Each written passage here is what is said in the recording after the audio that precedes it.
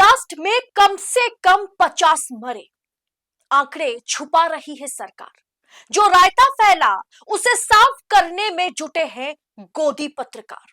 दोस्तों, आज किस तरह से सच को छुपाया जा रहा है, बॉम्ब ब्लास्ट की पूरी कहानी को छुपाया जा रहा है, उसका अंदाजा आप वीडियो देखेंगे तो आपको अंदाजा हो जाएगा।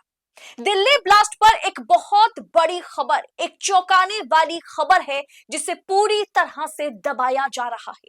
और उस बहुत बड़ी खबर को दबाने के लिए सरकार ने इन पालतू मीडिया के पालतू पत्रकारों को काम पर लगा दिया है, जिन्हें पब्लिक बड़े प्यार से गोदी मीडिया नाम से पुकारती है। सुधीर चौधरी, अमन चोपड़ा, अमीश देवगन, बड़े बड़े पत्रकार इस काम में लग गए हैं। पहले आपको बता दूं कि खबर क्या है। दरअसल लल्लन टॉप की ग्राउंड रिपोर्ट में ब्लास्ट के चश्मदीदों ने जो खुलासा किया है कि मरने वालों की संख्या 10-12 नहीं बल्कि 50 से अधिक है। जी हां, ब्लास्ट में मरने वालों की संख्या 50 से अधिक है। फुल वीडियो मैं आपको स्क्रीन पर नहीं दिखा सकती, लेकिन जो इंपॉर्टेंट इंफॉर्मेशन है वो यही है कि कम से कम 50 लोग मारे गए इस बॉम्ब ब्लास्ट में।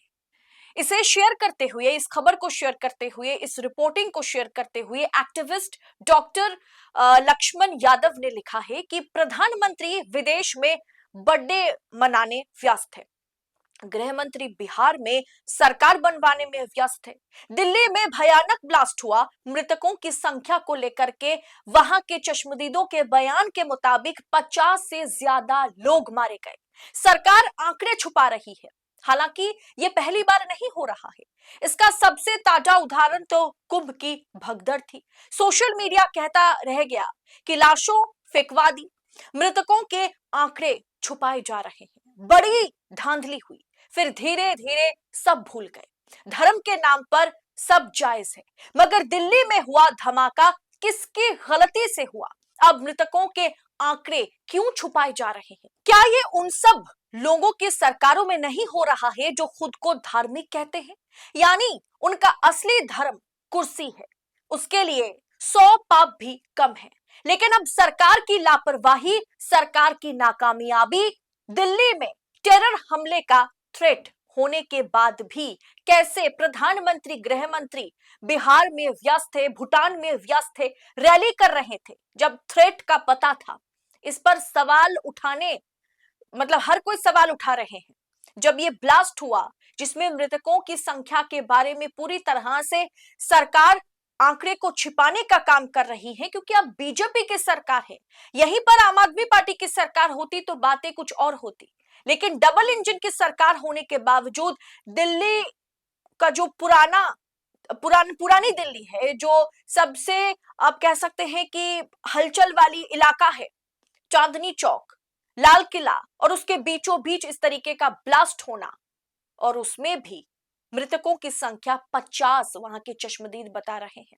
और सरकार के मुताबिक 10-12 मौतें हुई है, वो भी किसी की बॉडी भी किसी को नहीं दिया गया, किसी के परिवार वाले को बॉडी नहीं मिली है। अब इस पर दोस्तों अमीश देवगन, सुधीर चौधरी, अमन चोपड़ा जैसे बड़े बड़े गोदी पत्रकार क्या तमाशा कर रहे हैं, जरा देखिए। दरअसल आपको ट्वीट पढ़कर समझ में आ जाएगा कि यह स्क्रिप्ट दरअसल पीएमओ द्वारा भेजी गई स्क्रिप्ट है। अमीश देवगन ट्विटर पर लिखते हैं, ट्वीट करते हुए, कि सूत्रों के हवाले से अब खबर यह आ रही है कि कल हुआ धमाका संदिग्ध के घबराने की वजह से हुआ। सुरक्षा एजेंसियों की देश भर में बढ़ी सतर्कता और कार्रवाई के चलते संदिग्ध को पकड़े जाने का डर था। इसी दौरान वो विस्फोटक को कहीं और ले जाने या नष्ट करने की कोशिश कर रहा था, तभी आईईडी अचानक फट गया। ये आत्मघाती हमला नहीं बल्कि एक आकस्मिक विस्फोट था।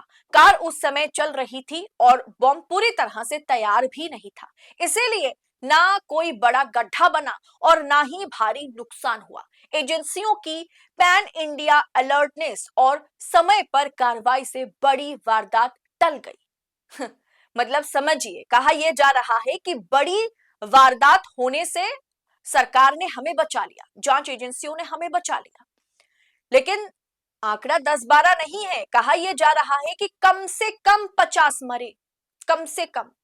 आप उस रेड लाइट इलाके को जरा ध्यान में रखिए। जो दिल्ली आए हैं या दिल्ली में रहते हैं उन्हें पता होगा कि सामने वो चांदनी चौक का पूरा इलाका और इधर लाल किला।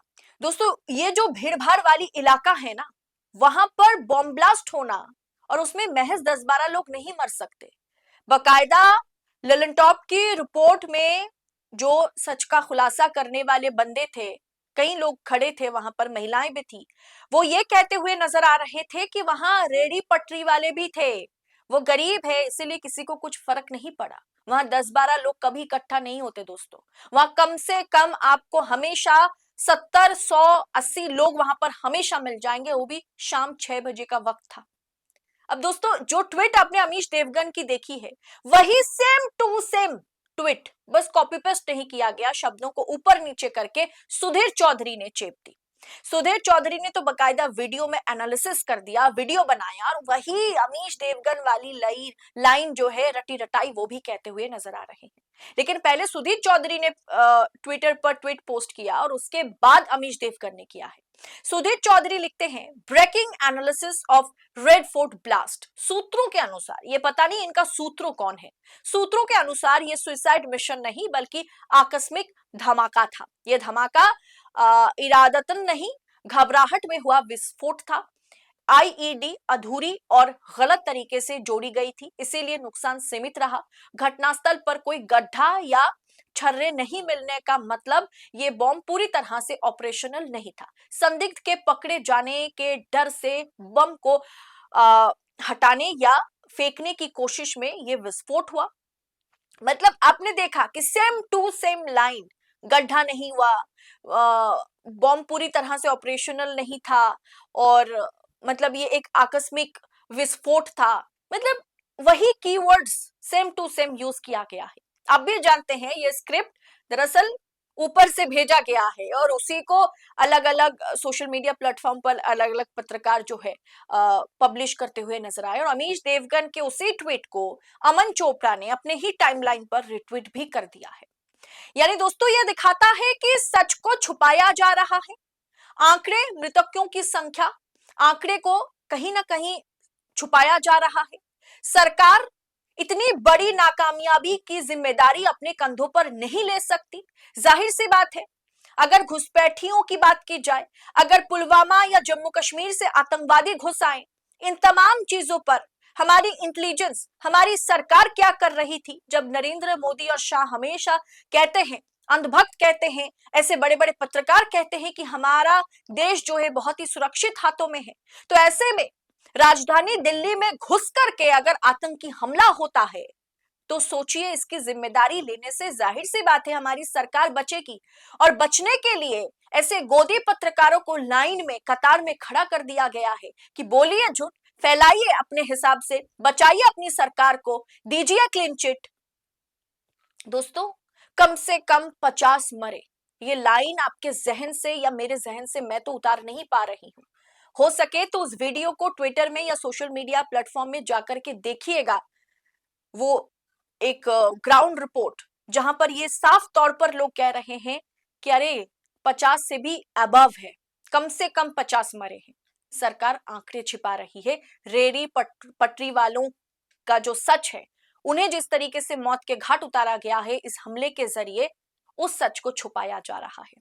और सरकार को क्लीन चिट देने में हमारे गोदी पत्रकार, बड़े बड़े पत्रकार, पालतू पत्रकार जो है, खड़े हैं।